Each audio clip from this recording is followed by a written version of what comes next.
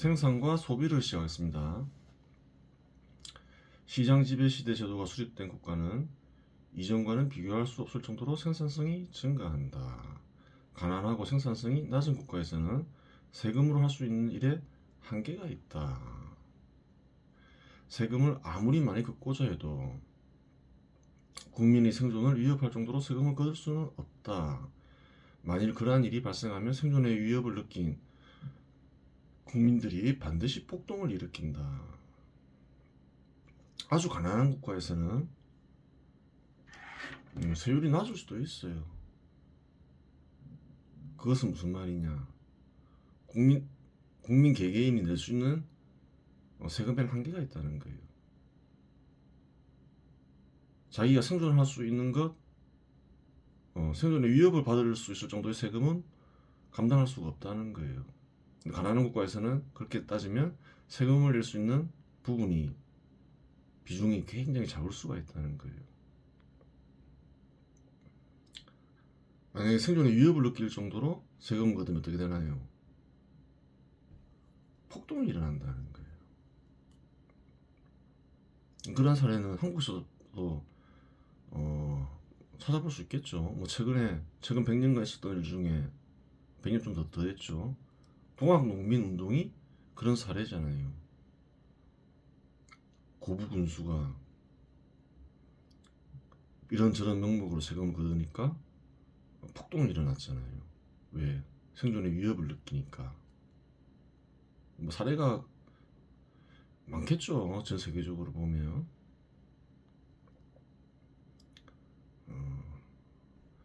통상 고대 농경 국가 시대에 정부는 국민을 상대로 국방기능, 치안기능, 사법기능 정도를 수행했을 따릅니다.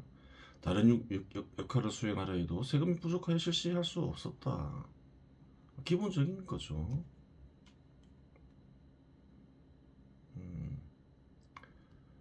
다른 걸 하고 싶어도 할 수가 없었다는 거예요. 생산성이 낮았으니까 고대에는. 정부가 생긴 목적도 이러한 기능을 수행하기 위함이고, 다른 일을 하고자 해도 뭐 할 수도 없었다. 가난하니까. 전 세계적으로 가난했죠. 그때는.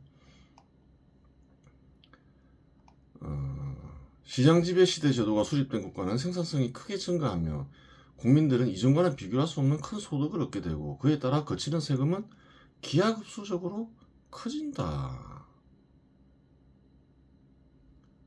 그래요. 1990년 한국의 근로자 가구 월 평균 소득은 94만 3천 원 정도였는데 2023년에 한국의 근로자 가구 월 평균 소득은 538만 7천 원이다.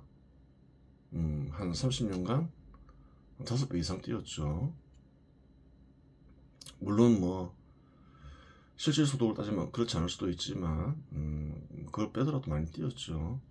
계속 발전하는 국가였죠. 한국은 그래도 지속적으로 30년간. 가구당 소득의 10%를 세금으로 거두면 1990년에는 94,327원 거둘 수 있지만 2023년에는 53만 8,709원을 세금으로 거둘 수 있다. 그렇게 되는 거죠. 세금 역시 5배 이상 뛰는 거죠. 똑같은 세율로 걷더라도. 즉 33년간 가구당 거둘 수 있는 세금은 5.7배 증가하였다. 계산해보면 바로 나오죠. 이러한 조건에서 인구가 급감하지 않는 이상 세금은 크게 증가할 수밖에 없다. 그래요. 세율이 그대로 하더라도 계속 발전하면 세금은 커진다. 세율을 늘리면 어떻게 되나요? 기하급수적으로 커질 수 있는데 발전이 겹치면 굳이 그럴 필요 없다는 거예요. 세율을 높인다는 말은 또 민간을 또 이렇게 죽이는 일이 되는 거죠. 굳이 그렇게 하지 않아도 민간 기업이 계속 발전하면서 국민들의 소득이 커지면 어떻게 되나요? 세금이 절로 커진다. 오히려 세율을 높여서 민간 투자를 어렵게 만들면 어떻게 되나요? 오히려 그 올린 세율 때문에 세금이 감소한다. 세금을 더 많이 걷고 싶으면 빨리빨리 발전시켜라. 그 말이 확인이 되느냐? 그러면 확인이 되겠죠. 뭐, 소득도 많이 증가했지만 인구도 30년간 증가했죠. 그러니까 세금은 뭐 기하급수적으로 늘어났겠죠. 표가 있어요. 만들어놨죠. 1990년에 국내 총생산은 197조였어요. 근데 2017년까지만 봤죠. 상관없죠. 1730조죠. 거의 10배 가까이 뛰었죠. 당연히 국세도 10배 가까이 뛰었겠죠. 26조 8천억, 한 27조에서 260조 가까이, 10배 가까이 뛰었잖아요. 그래요. 발전을 하면 굳이 뭐 세율을 올려서 할 필요가 없다는 거예요. 세율을 올리면 또 어떤가요? 민간의 역량을 줄이니까 장기적으로는 또 더 많은 세금을 걷게 하는 일을 방해하게 되는 거죠.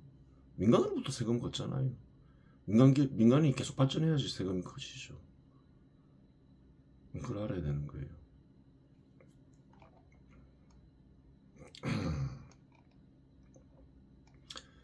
시장 지배 시대 제도화에서 세금이 담게 된 정부는 복지 정책을 시행하는 현상을 어느 국가에서나 쉽게 확인할 수 있다. 그리고 국민들의 삶을 정부가 책임져야 되겠다면서. 현 시대에서는 정부의 역할이 복지 정책 시행이다 이렇게 생각하는데, 그게 최근에 원래부터 그렇게 생각했던 건 아니라는 거예요. 원래 이제 정부가 생긴 목적, 정부 역할, 뭐 치안, 뭐 국방, 뭐 분쟁 해결, 뭐 사법 기능, 뭐 그런 거죠. 당연하다 생각하면 안 되는 거예요. 누군가가 유포시켰던 거죠. 당연히 최근 한 100년간 일어난 일인데, 당연한 생각이라보다는 이제 정치인들이 이제 유포시킨 견해이죠. 당연한 게 아니라는 거예요. 이는 당연한 현상 같지만 따지고 보면 당연한 현상이 아니다. 남는 세금이 있다면 국민들에게 돌려주고 세율을 낮추는 방법도 있기 때문이다. 잘 생각해 보라는 거예요. 고대에서 주로 이제 사람들 어떻게 생각했을까요? 동학농민운동 얘기했죠. 정부가 복지 정책 시행하는 것을 원하지 않았다는 거예요. 국민들은. 그러니까 복지 정책을 시행하는 걸 당연하게 받아들여서는 안 된다는 거예요. 그 당시 국민들은 무엇을 생각했을까요? 정부가 좀 세금을 낮춰주면 좋겠다. 그러면 내가 잘 살 텐데. 그렇게 생각했다는 거예요. 효과는 더 좋을 수도 있고 뭐 비쌀 수도 있고 나쁠 수도 있는데 마찬가지죠. 정부가 세금을 걷어서 돈을 나누어 주는 것과 세율을 낮추면 쓸 수 있는 돈이 많아지잖아요. 같은 방법이라는 거예요. 근데 과거에는 세금을 낮추어 주기를 바랬는데, 현시대 발전한 국가에서는 어느 순간 복지 정책을 시행하기를 바라더라. 효과는 비슷할 수 있는데 사람들의 인식이 많이 바뀐 거죠. 시장 지배 시대 제도가 수립된 국가에서 민주정치가 결합하면 세금이 남게 될 경우 정치인들은 세율을 낮출 생각은 하지 않고 거치는 세금 이상으로 복지 정책을 수립하여 집행하려 한다.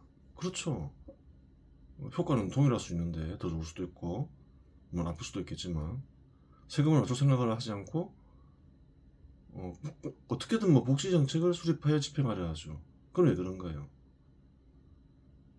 인기 있는 정책이라 생각하는 거죠. 그러면서 그런 복지 정책을 남발하면서 이제 사람들이, 국민들이 인식이 바뀌었다는 거예요. 세율을 낮추면 국민들의 소득은 증가하면 그러한 소득은 투자나 구매에 이용되니 복지 정책을 쓰는 것과 유사한 효과가 있다. 그러니까 세율을 낮춰서도 얼마든지 그렇게 할 수 있다는 거예요. 또 가난한 이들을 도울 수 있는 방법도 있다는 거예요. 세율을 낮추어서. 굳이 정부가 개입하지 않더라도. 한국 같은 경우에는 대부분의 상품에다가 부가가치세를 부과하잖아요. 한 9%에서 9% 정도 부과하죠. 그럼 필수품에 부가가치세를 세금이 충분히 남는다 싶으면 뭐 계산해서 낮추면, 예를 들어서 부가가치세로 한 달에 한 20만 원만 아껴도 1년에 240만 원 그 날로 주어지는 거잖아요. 그렇게 되는 거예요. 부가가치세.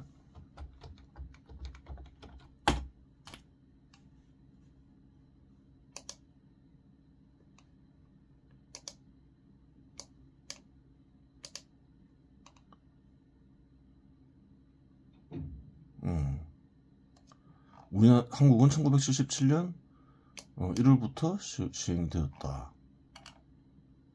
그래요. 부가가치세도 뭐 좋은 세금은 아닌데 일장일단이 있는 건데, 뭐 현재 뭐 부가가치세를 원래는 없애는 게 맞죠. 근데 이제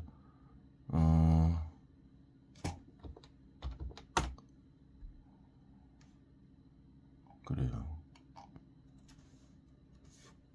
하여튼 그런 부분이 있는 거고.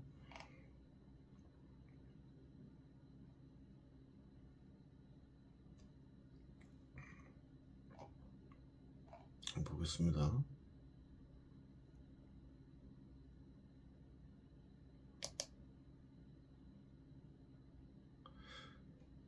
세율을 낮추면 국민들의 소득은 증가하면 그런 소득은 투자나 구매, 뭐 얘기했죠. 유산 효과가 있다. 실상 세율을 낮췄을 때의 효과와 복지정책을 집행했을 때의 효과 둘 중 어느 것의 효과가 더 큰지 확인된 바는 없다. 이게 이제 전문적인 역할인 거죠. 전문적인 부분인데, 원리를 살펴볼 수 있겠죠. 어느 게 더 효과가 큰지. 그거는 이제 뭐 여러 가지 원리가 동원되고 수식도 동원돼야 되니까 뭐 여기서 할 부분은 아닌 거죠. 이제 여기서는 그냥 무엇이 소득으로 인식되는가, 그 시대에 따라 변천했다, 그걸 살펴보는 거니까 주제의 범위에서 너무 벗어나는 거죠. 시대와 장소에 따라 국민들이 원하는 바는 다르다. 예를 들어 고대 농경국가 시대에서는 정부가 복지정책을 시행하는 것보다 세금을 덜 걷기를 국민들은 원했다. 힘드니까 정부가 권력으로 세금을 마구잡이로 걷어가니까. 조선시대가 대표적이죠. 시장지배 시대라고 하여 다르지 않다. 그러한 생각은 시장지배 시대 제도하에 국가에서도 이어졌다. 그런데 현 시대에서 살펴보면 어떤 곳에서는 국민들이 세금을 덜 걷기를 바라며 다른 어떤 곳에서는 복지정책을 수립하여 집행하기를 원한다. 한국은 어떤가요? 많은 국민들이, 전부는 아니더라도 복지정책을 수립하여 집행하기를 원하죠. 한 인구의 반은 그렇잖아요. 돈 나눠주면 좋아하고, 돈 뿌리기를 원하고, 그런 사람들도 많다는 거예요. 또 노후 보장해주고. 그런데 생각도 인식이 많이 바뀌었는데, 그 과거에는 그렇지 않았어요. 그 바뀐 인식이라는 게 최근 한 30년? 40년 전만 해도 복지 정책을 국민들이 바라지는 사실 않았죠. 국민연금 출시될 때만 하더라도 그런 걸 정부가 왜 하냐, 그런 게 많았다는 거예요. 아마 기억에 많은 국민들이 그런 반대인 걸로 알고 있어요. 거짓말 하지 마라 뭐 그런 생각도 했고. 근데 이제 국정 기조가 바뀌었다 했죠. 1990년을 기점으로 계속 복지 정책을 남발하면서 국민들은 그래 포퓰리즘에 입각한 복지 정책을 시행하는 것을 선한 일로 생각하고 당연한 일로 받아들인다는 거죠. 전부는 아니지만 많은 국민들이 그렇게 생각을 하죠. 기본적으로 정부는 세금을 걷어서 운용되는 곳이지 뭐 생산자가 아니잖아요. 안 되는 건데 그러면 굉장히 큰 문제가 발생하는데 많은 국민들이 그것을 원한다는 거예요. 또한 어떤 국민들은 세금을 덜 걷기를 바라며 다른 어떤 국민들은 복지정책을 수립하여 집행하기를 원한다. 국민들이 이제 의견이 갈린 거죠. 복지정책을 남발하면서. 즉 시장지배 시대 제도가 도입된 국가에서 대다수 국민들이 바라는 바는 세율을 낮추는 것이었는데 처음엔 그랬죠. 어느 순간 많은 국민들이 복지정책을 원하는 것으로 바뀐다는 사실을 알 수 있다. 정치인들이 국민들을 타락시킨 거죠. 그렇다고 올바른 복지정책을 수립한 것도 아니죠. 그냥 마구잡이로 인기 끌기 위해서 복지정책을 남발했다. 이는 선출되는 정치인이 복지정책을 남발하고 복지정책 집행이 지극한 선을 행하는 것처럼 선전하니 그에 세뇌된 국민들이 어느 순간 타락하여 그렇게 인식하게 되는 것이다. 그래요. 정부와 국민들이 모든 삶을 책임져야 된다. 뭐 흔히 있는 일이죠. 요람에서 무덤까지 이런 것도 유행하는 말이고. 근데 그런 생각이 최근의 일이지 수천 년 동안 이어온 정부 역할은 아니라는 거예요. 실제로 한국에서도 국민들은 그런 걸 원하지 않았다는 거예요. 좀 세금이나 덜 걷지 뭐 그런 생각했지. 실제로 한국 정부의 복지 정책에 대한 지출은 기하급수적으로 증가했다. 어느 정도 증가했을까 한번 확인해 볼 수 있겠죠. 2007년에 한 56조 원 정도 지출했다. 2010년, 15년 되면 어떻게 되나요? 배로 뛰죠. 한 105조 지출했다. 또 한 8년 지나면 어떻게 되나요? 206조 지출한다. 또 한 2배씩 뛰죠. 그래요. 그럼 세금 대비 그냥 일정한 비율로 증가했냐? 뭐 아니 뭐 세금이 2배로 증가했으면 뭐 그럴 수 2배, 4배 증가했으면 그럴 수도 있는 거죠. 근데 꼭 그런 건 아니라는 거예요. 구성비를 보면 되죠. 사회복지 지출이 차지하는 비중이 얼마나 되냐? 2007년에는 23%. 계속 증가하는 거예요, 비중이. 2020년까지 증가하죠, 32%. 그래요. 계속 증가하는 거죠. 정부 채무는 어떻게 되나요? 299조에서 2배로 뛸 동안 또 거의 배로 증가하죠. 591조 거의 2배죠. 또 국가 채무는 또 2배로 뛰죠. 이게 무슨 말인가요? 정부가 적자 내면서 복지 지출을 했다.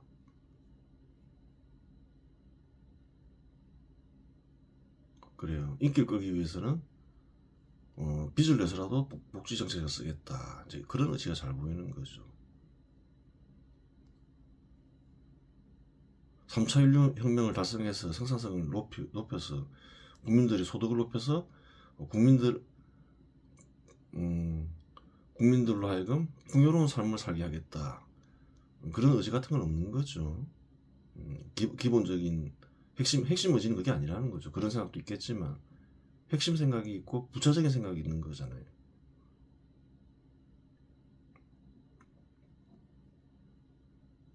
그래요. 보겠습니다.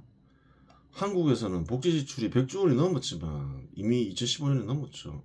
절대 빈곤을 견디지 못하고 자살하는 이들 역시 있다.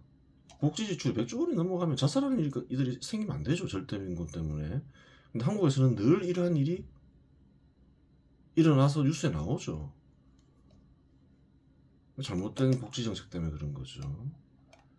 2014년 6월 26일 오후 9시 20분 서울 송파구 속촌동의 한 지하주택에 살던 박모 씨와 박 씨의 장녀 김모 씨 자녀가 숨진 채 발견됐다.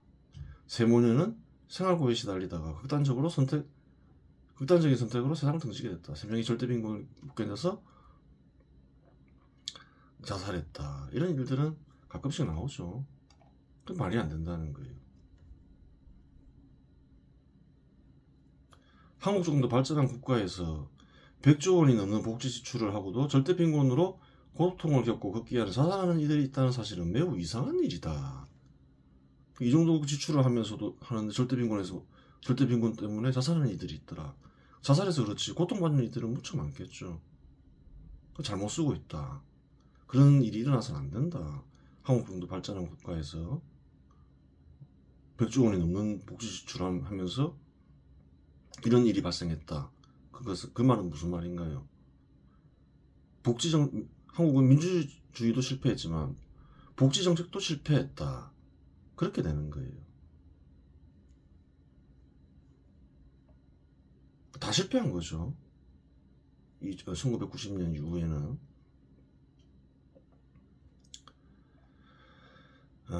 이상한 일이라고 말하였지만 이는 많은 국민들이 타락했기에 이러한 일이 발생했다. 보겠습니다.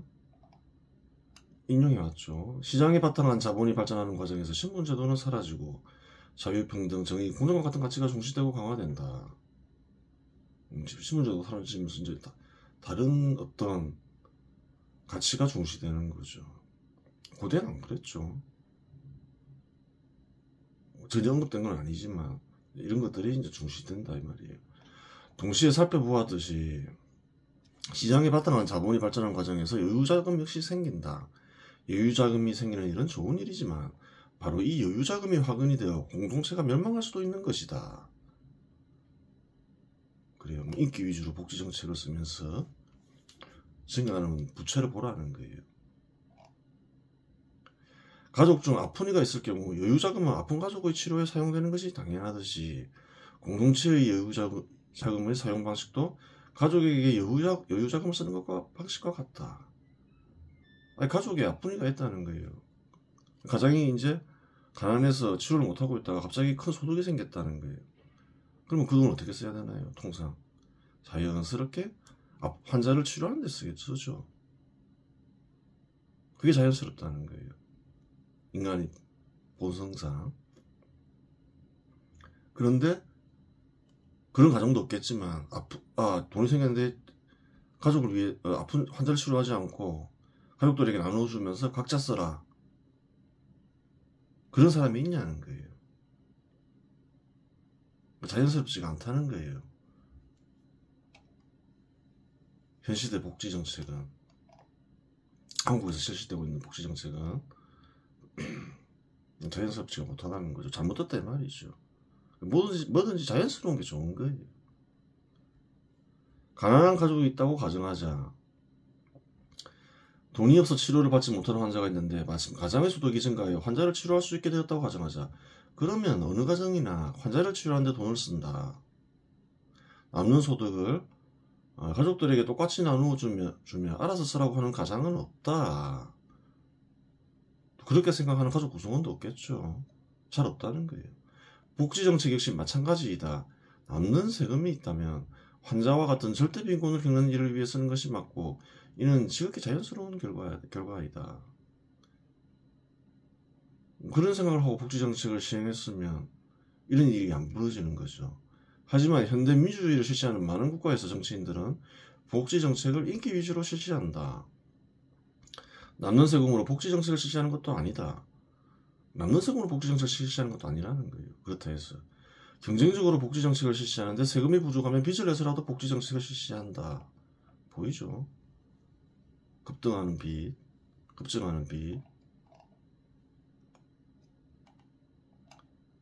그 늘 이제 포퓰리즘을 쓴 한국에서 포퓰리즘 정당이나 정치인은 뭘 하나요? 딴 나라는 국가 채무가 더 심각하다. 막 써도 괜찮다. 이러면서 막 하죠. 악당들인 거예요.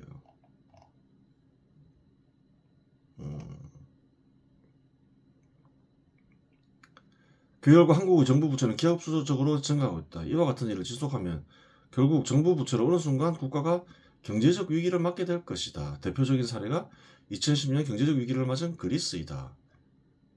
그리스는 공직자 수를 증가시켜 실업 문제를 해결했는데 그로 인해 국민들 4명 중 1명이 공무원했다고 한다. 일종의 복지 정책을 변형시키는 거죠.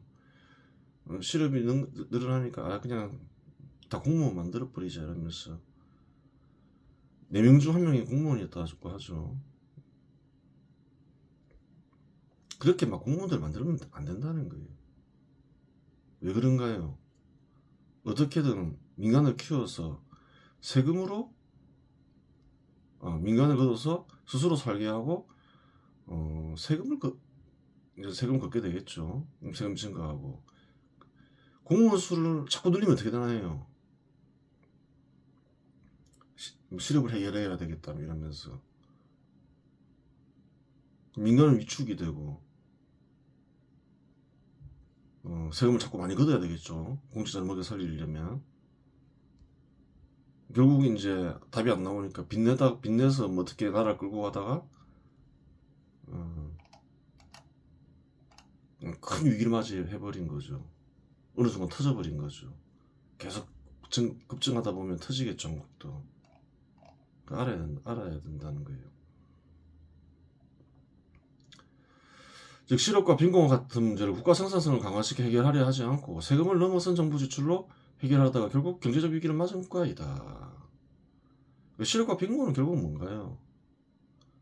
많은 기업이 투자하게 되고 또 기업의 생산성을 높이면 어떻게 된다 했나요? 임금이 올라간다고 예전에 얘기했죠. 그렇게 해결하려 하지 않고 뭐 어떻게 빚내서 해결하겠다. 뭐 그런 식으로 생각해서는 안 된다는 거예요.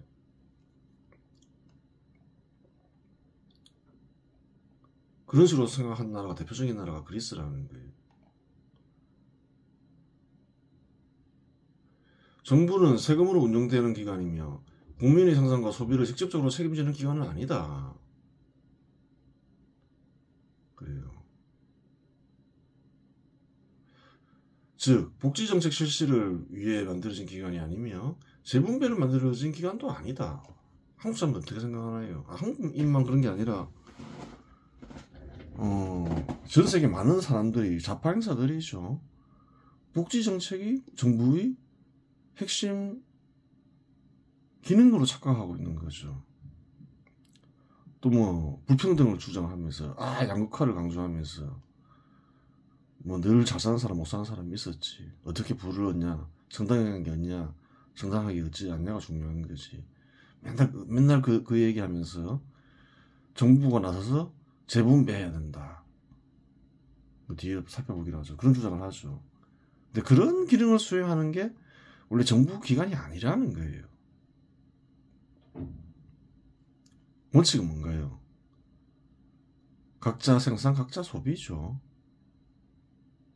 예전에 설명했죠. 왜 그렇게 하냐? 그렇게 하지 않으면 다 굶어 죽기 때문에 그렇다. 공동생산, 공동소비해봐라.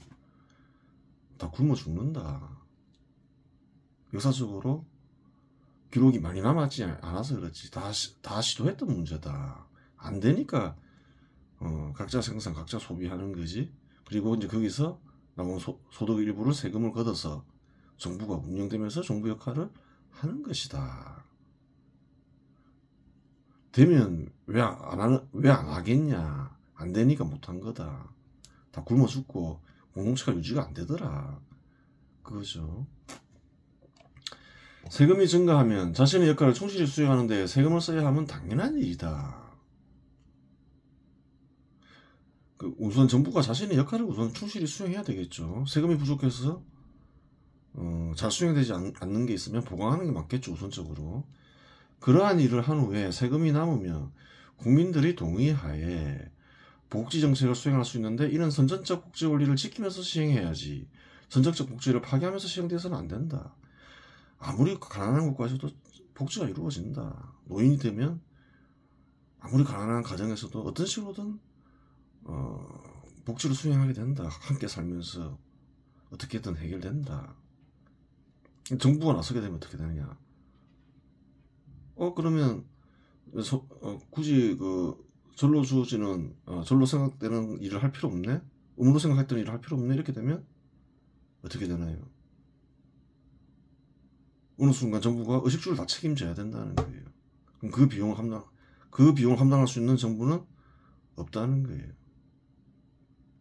아직까지는 그 정도로 부자인 정부가 있냐는 거예요.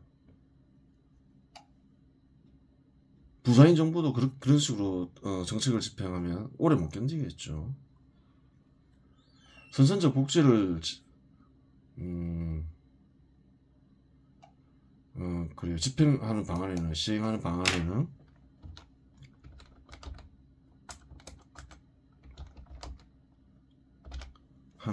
여러 가지가 있을 수 있다.